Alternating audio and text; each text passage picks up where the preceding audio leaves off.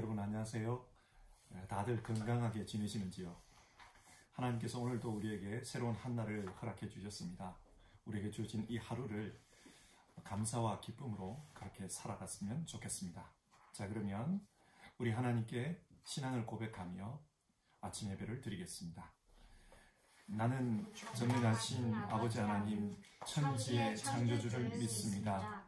나는 그의 유일하신 아들 우리 주 예수 그리스도를 믿습니다. 그는 성령으로 잉태되어 동정녀 마리아에게서 나시고 본디오 빌라도에게 고난을 받아 십자가에 못 박혀 죽으시고 장사된 지 사흘 만에 죽은 자 가운데서 다시 살아나셨으며 하늘에 오르시어 전능하신 아버지 하나님 우편에 앉아 계시다가 거기로부터 살아있는 자와 죽은 자를 심판하러 오십니다.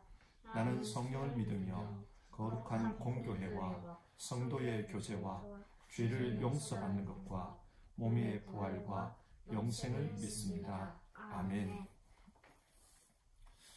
찬송가 254장입니다. 찬송가 254장, 옛날 찬송가는 186장입니다. 254장 내 주의 보혈은 우리 1절 찬송 부르고 같이 기도하겠습니다.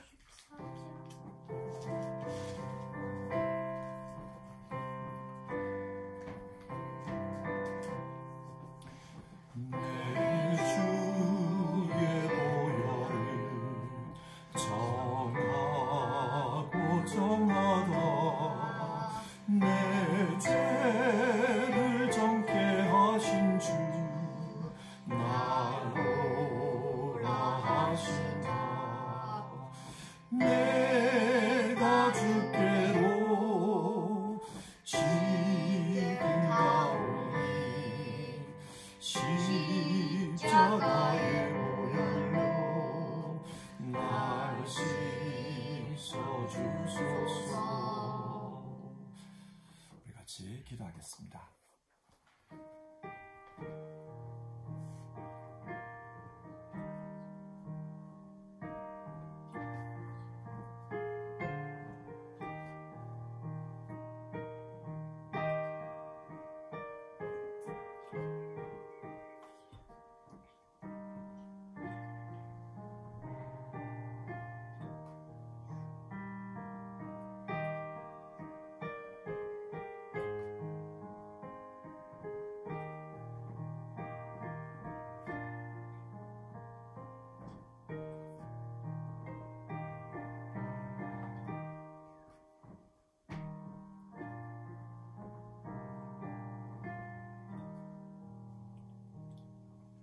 하나님 아버지, 오늘도 새로운 하루를 허락해 주셔서 감사를 드립니다. 이 하루 하나님을 찬양하며 또 하나님께 영광을 돌리며 살아가기를 원합니다. 하나님, 우리 자신의 삶을 돌아보면은 약하고 추한 모습, 죄로 찌든 모습, 그런 모습들이 있음을 솔직히 고백합니다. 그러나 하나님께서 예수 그리스도를 보내주시고 십자가 보혈의 피로 우리를 깨끗하다고 인정해 주셨던 것, 우리가 그것을 믿으며 이 믿음 안에서 오늘도 살아가기를 원합니다. 그래서 정말 믿음 안에서 승리하게 하시고 믿음 안에서 거룩하게 살게 하시고 또 이 믿음으로 하나님께 영광 돌리는 오늘 하루 되게 하여 주시옵소서. 오늘 하루의 삶을 온전히 하나님께서 주관하여 주시기를 간청드리며 예수님의 이름으로 기도드립니다. 아멘. 오늘 아침에 읽으실 하나님의 말씀은 호세아서 9장 10절부터 해서 17절까지의 말씀입니다. 호세아서 9장 10절부터 해서 17절까지 구약성경 1264페이지에 있습니다. 호세아서 9장 10절부터 해서 17절까지 우리 한 절씩 교독하고 마지막 절 17절은 같이 읽겠습니다. 10절을 읽겠습니다. 옛적에 내가 이스라엘을 만나기를 광야에서 포도를 만남같이 하였으며 너희 조상들을 보기를 무화과 나무에서 처음 맺힌 첫 열매를 봄같이 하였거늘 그들이 바알 부올에 가서 부끄러운 우상에게 몸을 드림으로 저희가 사랑하는 우상같이 가증하여 졌도다. 에브라임의 영광이 새같이 날아가리니 해산하는 것이나 아이된 것이나 임신한 것이 없으리라. 혹 그들이 자식을 기를지라도 내가 그 자식을 없이 하여 한 사람도 남기지 아니할 것이라. 내가 그들을 떠나는 때에는 그들에게 화가 미치리로다.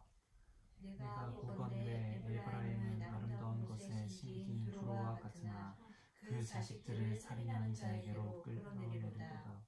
여호와여 그들에게 주소서. 무엇을 주시려 하나이까? 아이 베지 못하는 태와 젖없는 유방을 주시옵소서.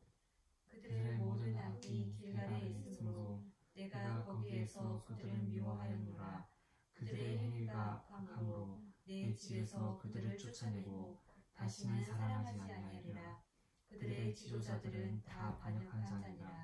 에브라임은 매를 맞아 그 뿌리가 말라 열매를 맺지 못하나니 비록 아이를 낳을지라도 내가 그 사랑하는 태의 열매를 죽이리라. 같이 읽겠습니다. 그들이 듣지 아니하므로 내 하나님이 그들을 버리시리니 그들이 여러 나라 가운데에서 떠도는 자가 되리라. 아멘. 오늘 읽은 본문은 이스라엘의 죄와 그에 대한 하나님의 심판을 말씀하고 있습니다. 매일 아침 예배를 드리는데 자꾸 심판의 내용이 반복적으로 나와서 좀 그렇습니다만은 이 심판 이야기를 통해 하나님께서 오늘 우리에게 무엇을 말씀하시려고 하는가 우리가 거기에 초점을 맞췄으면 좋겠습니다. 여러분, 하나님은 이 심판 이야기를 통해 오늘 우리에게 어떤 메시지를 주시고자 하십니까? 오늘 본문을 같이 살펴보겠습니다. 먼저 10절, 옛적에 내가 이스라엘을 만나기를 광야에서 포도를 만남같이 하였으며, 하나님께서 이스라엘을 처음 만났을 때 마치 광야에서 포도송이를 만난 것과 같았다고 말씀합니다. 실제로 광야에는 포도나무가 없습니다. 광야는 너무 뜨겁고 또 건조한 땅이기 때문에 포도나무가 자랄 수 없습니다. 그러면 오늘 본문은 이 표현을 통해서 무엇을 말씀하려는 것일까요? 과일을 기대할 수 없는 그곳에서 싱싱한 과일을 발견했다면 얼마나 기쁘겠습니까? 오늘 본문이 말하고자 하는 것이 그것입니다. 하나님은 처음에 이스라엘을 보았을 때 너무 예쁘고 너무 좋았다는 것입니다. 그래서 광야에서 만난 포도 같았다. 그렇게 표현하십니다. 그리고 계속해서 10절입니다. 너희 조상들을 보기를 무화과 나무에서 처음 맺힌 첫 열매를 봄같이 하였거늘. 요즘에는 냉장고가 있어서 과일을 오래 보관할 수가 있습니다. 그러나 2700년 전에 호세아가 살던 당시에는 그렇지를 않습니다. 이 무화과 나무는 봄철에 첫 열매를 맺기 시작해서 가을까지 계속 열매를 맺습니다. 봄에 달린 첫 열매는 가을에 마지막으로 달린 열매, 그 열매를 먹고 나서, 그러니까 6개월 이상을 못 먹다가 다시 먹는 첫 열매입니다. 6개월 동안 무화과를 못 먹다가 이 열매를 먹습니다. 그러니까 얼마나 반갑고 또 기쁘겠습니까? 성경은 지금 이 포도나무와 또 무화과 나무 비유를 통해서 이스라엘이 어렸을 때는 하나님께 정말 큰 기쁨을 주는 그런 존재였다. 그것을 말씀하고 있습니다. 근데 여러분, 그렇게 예쁘던 이스라엘이 어떻게 변했습니까? 계속해서 10절입니다. 그들이 바알부올에 가서 부끄러운 우상에게 몸을 드림으로 저희가 사랑하는 우상같이 가증하여 졌도다. 바알부올은 민수기 25장에 나오는 한 지명입니다. 이스라엘 백성은 광야를 전전하다가 모압 땅에 와서 이 바알부올에서 바알을 섬기게 됩니다. 왜 바알을 숨겼을까? 이 지역에서 바알을 숨기던 신전 여사제들의 유혹을 받은 것 같습니다. 모압 사람들은 바알이 자녀의 축복을 주는 신이라고 믿었습니다. 그래서 바알 신전에 와서 그 바알 신을 섬기는 여사제와 관계를 가졌습니다. 그리고 나서 이제 바알 신이 우리에게 축복을 주겠다, 그렇게 생각했던 겁니다. 이스라엘 남자들이 이 유혹에 당한 것입니다. 그래서 바알을 섬기고 바알을 섬기는 여사제들과 관계를 가집니다. 그 결과 어떻게 됐을까요? 성경을 보면 그 당시에 연병이 돌아서 24,000명이 죽었다고 합니다. 그것이 바로 바알부올입니다. 그러니까 바알부올은 하나님을 배반한 장소, 그래서 하나님의 징계를 받았던 장소, 그 장소입니다. 하나님의 사랑을 떠나서 우상을 섬겼던 장소, 그 장소가 바알부올입니다. 그런데 호세아 선지자는 왜 지금 과거의 바알부올 이야기를 다시 하는 것일까요? 호세아가 살던 그 당시 이스라엘이 바알부올 때와 같다는 것입니다. 또다시 이스라엘 백성이 바알을 섬깁니다. 왜 바알을 섬깁니까? 바알은 풍요를 가져다 주는 신이고, 또 바알은 자녀의 축복을 주는 신이다, 그렇게 생각한 겁니다. 그래서 바알을 섬기는 겁니다. 그렇다면 여러분, 이렇게 믿고 이렇게 바알을 섬기는 이스라엘에게 하나님은 어떻게 대응하셔야 할까요? 11절입니다. 에브라임의 영광이 새같이 날아가리니. 여기서 에브라임의 영광은 하나님을 가리킵니다.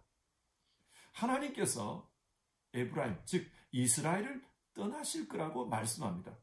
하나님이 떠나시면 어떻게 됩니까? 계속해서 11절 보시면요, 해산하는 것이나 아이 베는 것이나 임신하는 것이 없으리라. 출산이 멈춥니다. 그리고 12절, 혹 그들이 자식을 기를지라도 내가 그 자식을 없이하여 한 사람도 남기지 아니할 것이라. 혹시 자녀가 태어난다 할지라도 결국은 그 자녀들이 다 죽는다는 말입니다. 끔찍한 말씀입니다. 그런데 하나님께서 왜 이렇게 하십니까? 사람들은 바알이 다산의 축복을 준다고 믿었습니다. 그래서 바알을 따르는 겁니다. 그런데 그렇게 바알을 열심히 믿어도 자녀들이 다 죽어버리면 바알이 다산의 축복을 주는 것이 아니다라는 것을 사람들이 알게 될 것입니다. 그리고 하나님이 떠나심으로 이런 저주가 나타났다면, 자녀의 축복은 하나님이 주시는 것이었구나, 그것을 사람들이 알게 될 것이기 때문입니다. 하나님께서 이스라엘을 징벌하시는 이유가 여기에 있습니다. 그리고 13절입니다. 성경은 호세아 선지자 당시에 이스라엘을 두로와 비교하고 있습니다. 이 두로는 무역을 통해서 아주 부강한 나라가 되었습니다. 지중해 해상 무역을 지배하면서 엄청난 부를 축적했습니다. 그런데 이 두로는 아주 고약한 종교 전통을 가지고 있었습니다. 그들은 바알을 섬기면서 자기 자식을 바알 신에게 제물로 바치곤 했습니다. 이스라엘이 이런 두로를 본받았습니다. 이스라엘 역시 바알을 섬기고 두로 사람들처럼 그 우상에게 자기 자식들을 제물로 갖다 바쳤습니다. 왜 그랬을까요? 그렇게 하면 두로처럼 그렇게 부강해지는 줄 알았습니다. 근데 희한한 것은 여로보암 2세 때 이스라엘이 굉장히 부강했다는 사실입니다. 그래서 사람들은 우리가 두로처럼 이렇게 바알을 섬기니까 우리가 부강해졌구나, 그렇게 생각한 거예요. 그런데 이런 이스라엘 사람들의 생각에 대해서 하나님이 뭐라고 하십니까? 에브라임의 자식들을 살인하는 자에게로 끌어내겠다고 하십니다. 여기서 살인하는 자는 아수르 제국을 가리킵니다. 아수르가 쳐들어와서 이스라엘 자녀들을 잡아 죽일 것이라는 말씀입니다. 이렇게 되면은 물질의 축복이, 그리고 자녀들의 축복이 이 바알 때문에 주어진 것이 아니라는 것이 드러날 것입니다. 그래서 하나님은 아수르를 통해서 재앙을 내리겠다고 말씀합니다. 이런 무서운 말씀을 들은 호세아 선지자는 하나님께 기도합니다. 그 기도 내용이 14절인데요. 세 번역 성경으로 읽어보겠습니다. 주님, 그들에게 벌을 내리십시오. 주님께서는 무슨 벌을 내리시고자 하십니까? 아이 베지 못하는 태를 주시고 저지나지 않는 가슴을 주십시오. 호세아 선지자는 지금 이스라엘의 자녀들이 태어나지 않게 해달라고 기도합니다. 왜 이런 기도를 하는가? 태어나면 그 아이들이 아수르 사람들에게 정말 잔인하게 죽을 것을 알기 때문입니다. 그 아이들이 너무 안타까운 것입니다. 그래서 차라리 태어나지 않게 해주십시오. 그렇게 기도하고 있는 것입니다. 자, 이상의 내용을 보면 이스라엘은 하나님의 사랑을 받는 자였지만 하나님을 배반하고 바알을 섬깁니다. 그 결과 어떻게 되었는가? 자녀들이 죽어갑니다. 미래 세대가 저주를 받게 됩니다. 15절을 보겠습니다. 그들의 모든 악이 길갈에 있으므로 내가 거기에서 그들을 미워하였노라. 여기에 길갈이라는 지명이 나옵니다. 길갈은 이스라엘의 역사에서 아주 중요한 곳입니다. 여호수아가 요단강을 건너 가나안 땅으로 들어온 이후에 요단강에서 취한 12개의 돌을 가지고 이 길갈에서 기념비를 세웁니다. 왜 기념비를 길갈에 세운다? 하나님께서 약속하신 대로 우리를 약속의 땅으로 인도해 주셨다. 하나님의 신실하심을 선포하는 겁니다. 그리고 이 길갈에서 광야 40년 동안 베풀지 못했던 할례를 베풉니다. 뿐만 아니라 가나안 땅에 들어온 이후에 처음으로 유월절을 지냅니다. 하나님의 말씀, 하나님의 언약을 지킨 것입니다. 그리고 이 길갈에서 여리고성을 공격하고 여리고를 함락시킵니다. 그러니까 이 길갈은 가나안 정복의 전초기지였던 겁니다. 이처럼 길갈은 성경에서 아주 중요한 곳입니다. 그리고 신앙에 있어서 유서가 깊은 성지였습니다. 사람들은 이곳에서 하나님의 은혜에 감사했고 또 하나님의 말씀에 순종했던 신앙의 장소가 바로 길갈이었습니다. 그런데 호세아 선지자 시절에 이 길갈이 어떤 곳이었는가? 우상을 섬기는 배교의 중심지가 되었습니다.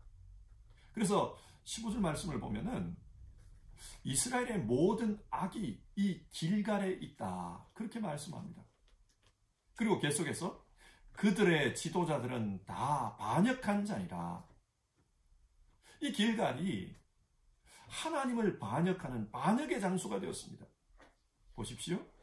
원래 길갈은 하나님의 은혜에 감사하고 하나님의 언약에 순종하던 장소였습니다. 그런데 그것이 변하여서 하나님께 반역하는 장소가 되고 말았습니다. 자, 그러자 하나님께서 어떻게 하시겠다고 합니까? 15절입니다. 그들의 행위가 악함으로 내 집에서 그들을 쫓아내고 다시는 사랑하지 아니하리라. 사무엘상 11장을 읽어보면 이 길갈은 사울이 왕으로 추대되었던 곳입니다. 사울이 왕이 되기 전까지 전통적으로 이스라엘에서는 하나님이 왕이셨습니다. 하나님이 이스라엘을 다스린다. 그렇게 믿었습니다. 그런데 사람들이 갑자기 하나님 말고 눈에 보이는 인간 왕을 우리에게 세워주십시오. 인간 왕을 주십시오. 이웃 나라들처럼 우리도 그렇게 해주십시오. 그렇게 요구한 것입니다. 성경의 역사 전체를 이렇게 보면요. 이 사건은 하나님에 대한 이스라엘의 반역을 상징합니다. 하나님은 이스라엘이 왕을 요구하자 사울을 왕으로 세워주셨습니다. 그리고 그 사울을 왕으로 세운 곳이 바로 길갈이었습니다. 근데 여러분, 이 길갈에서 왕이 된 사울이 어떻게 되었습니까? 하나님께 버림을 받았습니다.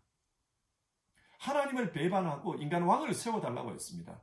그런데 세워진 그 인간 왕이 하나님을 배반했습니다. 하나님을 떠났습니다. 그래서 하나님께서도 그를 버렸습니다. 지금 호세아 시대에 이런 역사가 계속 반복되고 있는 겁니다. 그래서 16절, 에브라임은 매를 맞아 그 뿌리가 말라 열매를 맺지 못하나니. 하나님께서 이스라엘을 때립니다. 그러자 이스라엘의 국력이 점점 쇠퇴해 갑니다. 이스라엘의 국력이 점점 쇠퇴해 가는 그 상황을 비유적으로 표현합니다. 마치 나무가 뿌리가 잘려서 점점 말라가는 것과 같다는 겁니다. 나무가 뿌리가 잘리면은 그 나무에 열매가 맺힐 수 없습니다. 그래서 열매를 맺지 못하나니 그렇게 표현합니다. 근데 여러분, 성경이 말하는 그 열매가 무엇입니까? 16절에 나오는데요. 비록 아이를 낳을지라도 내가 그 사랑하는 태의 열매를 죽이리라. 이스라엘의 자녀들입니다. 이스라엘의 미래입니다. 그 이스라엘의 미래가 끊어졌다는 거예요. 그러니까 이스라엘의 미래 세대가 하나님으로부터 저주를 받은 것입니다. 하나님을 반역한 결과 이스라엘은 자신만 버림받은 것이 아니라 그 자녀 세대까지 버림받도록 했습니다. 또 17절입니다. 그들이 듣지 아니하므로 내 하나님이 그들을 버리시리니 그들이 여러 나라 가운데에 떠도는 자가 되리라. 이스라엘과 그의 자손들이 이방을 떠도는 자가 되고 말 것이다. 그렇게 말씀합니다. 자, 보십시오. 하나님께서 처음 이스라엘을 어디에서 만났습니까? 광야에서 포도나무를 만난 것과 같다. 그렇게 말했어요. 광야에서 만났습니다. 그런데 이스라엘이 하나님을 배반하고 떠나자 하나님께서 그들을 어디로 보냈습니까? 이방 가운데 떠도는 것, 즉 광야입니다. 광야로 보내서 그들로 하여금 또다시 정처 없이 방황하게 합니다. 이스라엘은 제2의 광야 생활을 통해서 다시금 그곳에서 하나님을 만나야 한다. 그 말씀입니다. 자, 오늘 본문 내용을 한번 정리해 봅시다. 하나님은 광야에서 이스라엘을 사랑했습니다. 그러나 이스라엘은 그 사랑을 배반하고 바알에게로 떠나버립니다. 바알 부올의 사건을 또다시 호세아 시대에 반복하고 있습니다. 그 결과 어떻게 되는가? 자녀들에게 저주가 임합니다.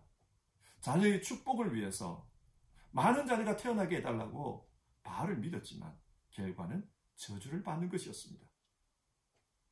하나님은 길갈에서 이스라엘이 가나안 땅을 정복하도록 그렇게 역사를 시작하셨습니다.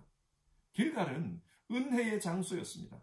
그러나 그 은혜가 변하여서 우상 숭배의 장소가 되고 말았습니다. 하나님을 배반한 것입니다. 그 결과 이스라엘은 또다시 광야를 떠도는 백성이 되고 말 것이다. 저주가 선포되었습니다. 여러분, 오늘 이 본문의 내용이 우리에게 무엇을 교훈합니까? 신실해야 한다는 것입니다. 이스라엘은 하나님께 신실하지 못해서 아수르에게 망해 제2의 광야 생활을 해야만 했습니다. 하나님은 이런 역사적 교훈을 통해서 우리에게 하나님을 믿는 사람은 하나님 앞에 신실해야 한다. 신실하게 하나님을 믿어야 한다. 그것을 우리에게 교훈하십니다. 이 메시지를 주시기 위해서 오늘 이 말씀을 기록한 것입니다. 자, 그렇다면 하나님 앞에서 신실하기 위해서는 어떻게 해야 합니까? 첫 번째로 하나님의 사랑을 기억해야 합니다. 하나님께서 우리를 어떻게 사랑하셨는지 그것을 기억해야 합니다. 그것을 망각하는 순간 우리는 하나님을 떠날 수 있습니다. 어떤 목사님의 말씀에서 들은 이야기입니다. 이 목사님이 아마 어떤 여자분의 권사님의 그 칠순 잔치에 가셨던 것 같아요. 그곳에서 들었다는 겁니다. 이 권사님은 젊은 시절에 혼자가 되어서 30년 넘는 세월을 홀로 자녀를 키웠던 분입니다. 그리고 이제 칠순잔치가 열려 예배를 드리고 아마 이런 말씀을 하셨던 것 같아요. 지난 날을 회고하면 너무 힘들었다는 겁니다. 혼자서 여러 자녀를 키우다 보니까 경제적으로도 힘들었고 아빠의 자리를 대신 채워가야 되니까 그것도 너무 힘들었고 너무 힘들었다는 겁니다. 그런데 그 힘든 세월을 어떻게 혼자 버틸 수 있었는가? 이분은 남편이 지병으로 돌아가셨습니다. 젊을 때에 그 남편이 이 병이 발견이 되었고 회복이 될 수 없다는 그 판정을 받았던 겁니다. 그리고는 이제 회복될 수 없고 남은 시간이 얼마 안 되니까 우리 여행을 가자. 그래서 같이 여행을 가셨던 것 같아요. 그리고 여행을 갔다 오면서 그 돌아오는 차 안에서 1시간 동안 그 남편이 아무 말 안 하고 그저 손만 꼭 잡았다는 겁니다. 아내의 손을 꼭 잡아줬는데 그 여인은 그 1시간 때문에 30년이 넘는 세월을 견딜 수 있었다. 그렇게 고백했습니다. 그 1시간, 손을 잡고 있는 그 1시간, 평생 잊을 수 없는 그런 남편의 마음, 남편의 사랑을 느꼈다는 겁니다. 아무 말 안 했지만 여보, 먼저 떠나서 미안하오. 내가 떠나버리면 당신이 참 힘들 건데 너무 미안하오. 그렇지만 우리 자녀들 잘 부탁하오. 그런 마음이 정말 간절하게 와닿았다는 거예요. 그래서 힘들 때마다 이분은 그때 그 느낌, 그 마음, 그게 생각났다는 겁니다. 그 1시간, 손잡고 있었던 그 1시간, 그걸 평생 잊지 못해서 30년 넘는 세월을 견딜 수 있었다. 그렇게 고백했습니다. 여러분, 하나님 사랑도 그렇습니다. 우리가 하나님의 사랑을 체험하고 하나님의 그 사랑을 마음속에 간직하고 있으면 우리 평생의 삶을 그 사랑으로 살아갈 수 있습니다. 성경을 통해서 하나님 만난 시간, 또 기도하는 가운데 하나님 주신 감동들, 내 인생의 흔적 가운데 하나님이 개입하셨던 그 사건들, 그 사건들을 마음속에 간직하고 있으면 우리는 하나님 앞에서 신실하게 살아갈 수 있습니다. 말씀을 통해서, 기도를 통해서, 또 우리의 삶의 흔적 속에서 하나님의 사랑을 기억하는 것이 중요합니다. 두 번째로, 우리의 현실을 살아갈 때 하나님을 보는 눈이 있어야 합니다. 하나님을 보는 눈이 있을 때 우리는 신실하게 살 수 있습니다. 이스라엘은 광야에서 하나님이 주시는 만나를 먹었고 또 반석에서 터지는 물을 마셨습니다. 그러나 얼마 가지 않아서 그들은 자신들의 눈앞에 펼쳐 있는 메마른 광야를 보았고 목마른 광야를 보았습니다. 메마른 광야를 보고 목마른 광야를 쳐다보고 있으니까 더 이상 하나님이 보이지 않았습니다. 매일 만나를 먹고 매일 물을 마시지만은 그럼에도 불구하고 하나님은 보이지 않았습니다. 그러다 보니 이들에게 만나는 물은 일상이 되어버렸습니다. 그래서 좀 더 다른 것을 붙잡았습니다. 그게 바로 바알이었습니다. 바알이 주는 풍요, 바알이 준다는 자녀의 축복, 그것을 갈구한 것입니다. 우리 역시 마찬가지입니다. 이 세상을 살면서 하나님이 주시는 은혜, 하나님의 인도하심, 그것을 우리 일상 속에서 보지 못한다면 우리가 겪는 모든 것은 우연으로 보일 것입니다. 그리고 우리가 받은 축복들은 내 노력 때문이지 그렇게 생각될 것입니다. 우리가 우리 일상 속에 숨어 계시는 하나님, 우리와 함께 동행하시는 하나님, 그 하나님을 보지 못하면 이 세상의 것을 보게 될 것이고 또 세상의 유혹을 따라 살게 될 것입니다. 우리가 신실하게 살고자 한다면 우리의 일상 속에 숨어 계시는 하나님, 영으로서 우리와 함께 하시는 하나님, 그 하나님을 볼 수 있어야 합니다. 그 하나님은 말씀을 통해 보입니다. 그 하나님은 믿음의 눈을 통해 보입니다. 그 믿음의 눈으로 하나님을 찾을 때, 하나님을 구할 때, 그때 우리는 하나님을 볼 수 있습니다. 구하라 주실 것이요, 찾으라 찾을 것이요, 문을 두드리라 열릴 것이다.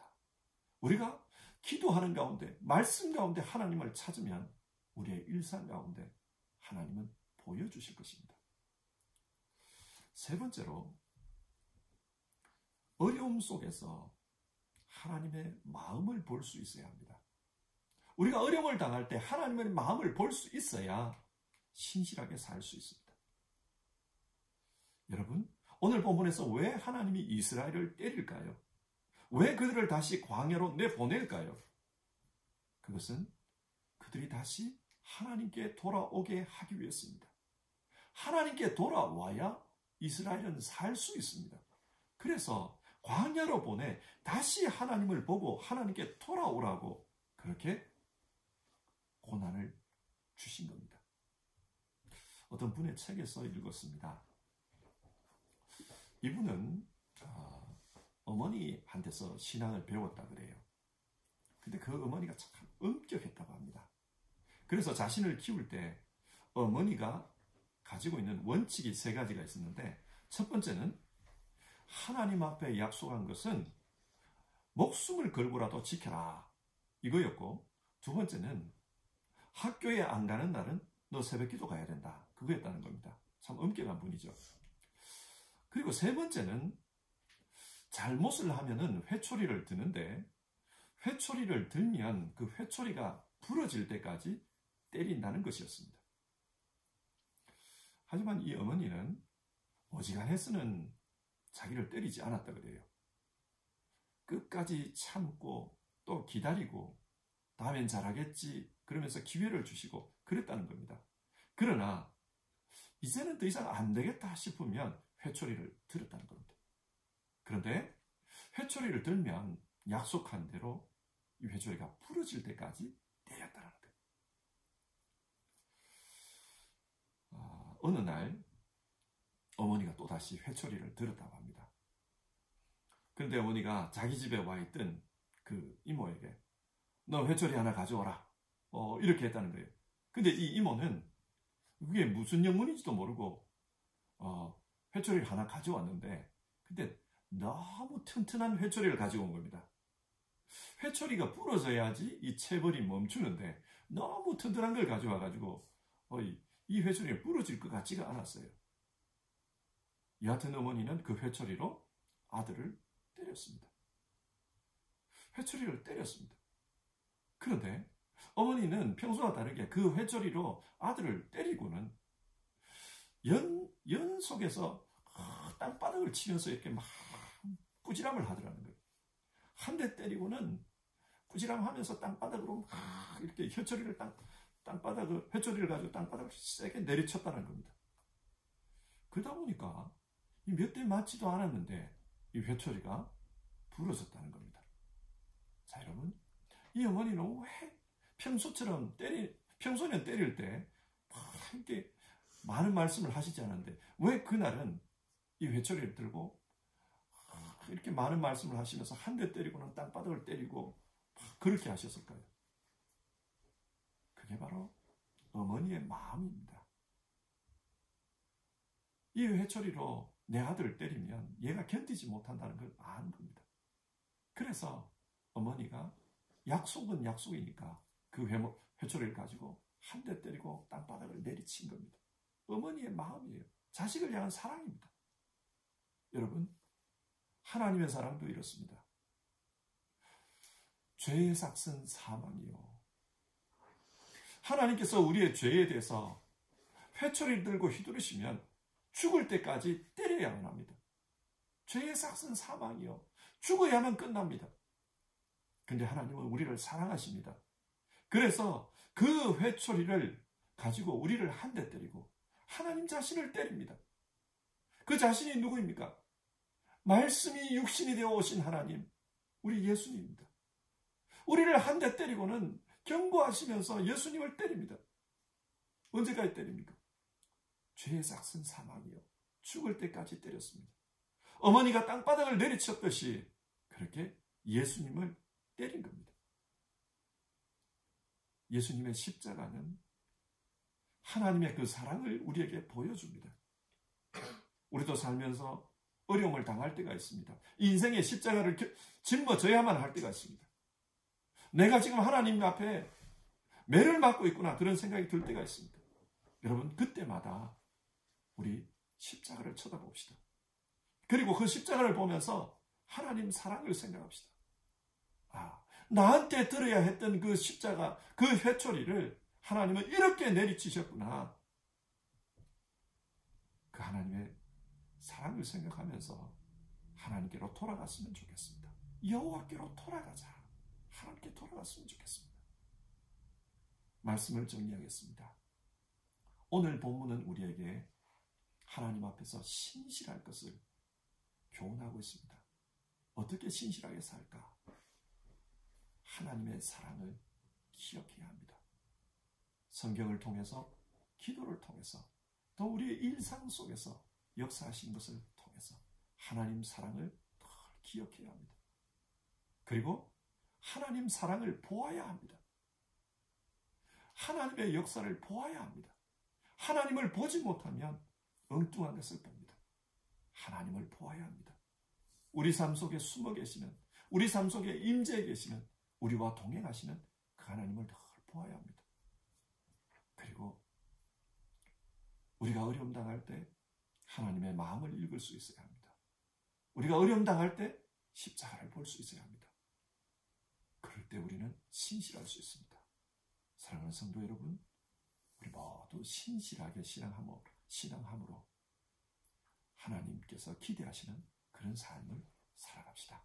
우리 함께 찬송 부르고 기도하겠습니다. 찬송가 543장입니다.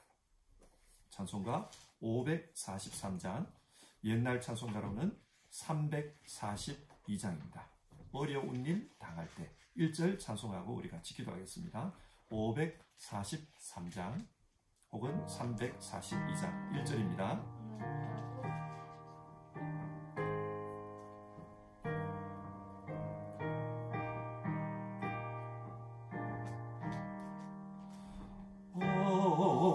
어려운 일 당할 때 나의 믿음 적으나 의지하는 내 주를 더욱 의지합니다. 세월 지나갈수록 의지할 것뿐일세. 무슨 일을 당해도 예수 의지합니다. 같이 기도하겠습니다. 오늘 우리가 살펴본 하나님의 말씀을 생각하면서 우리 기도합시다. 하나님께서 호세아서의 말씀을 통해 무서운 심판의 이야기를 들려주시는 이유는 우리가 이 땅에서 신실하게 살기를 원하시기 때문입니다. 신실한 신앙으로 살게 하옵소서. 하나님, 어려운 일 당할 때에도 무슨 일을 만나든지 예수 십자가 바라보면서 신실하게 살게 하여 주시옵소서. 하나님 첫사랑 기억하게 하옵소서. 그리고 지금도 나와 동행하시는 하나님을 볼 수 있게 도와주시옵소서. 하나님 아버지, 어려울 때마다 십자가를 통해 하나님 마음을 알게 하시옵소서. 한 대 때리고는 땅바닥을 내리친 그 어머니처럼 한 대 때리고는 예수님을 향해서 십자가 회초리를 내리셨던 그 하나님 마음을 알게 하옵소서. 신실하게 살게 하옵소서. 우리 그렇게 기도합시다. 그리고요, 우리의 가정을 위해서도 기도합시다. 하나님, 우리 가정이 신실하게 하여 주시옵소서. 우리 자녀들이 신실하게 살게 하여 주시옵소서. 하나님, 잘 믿는 아이들로 자라게 해 주시옵소서. 그렇게 우리 같이 기도하겠습니다.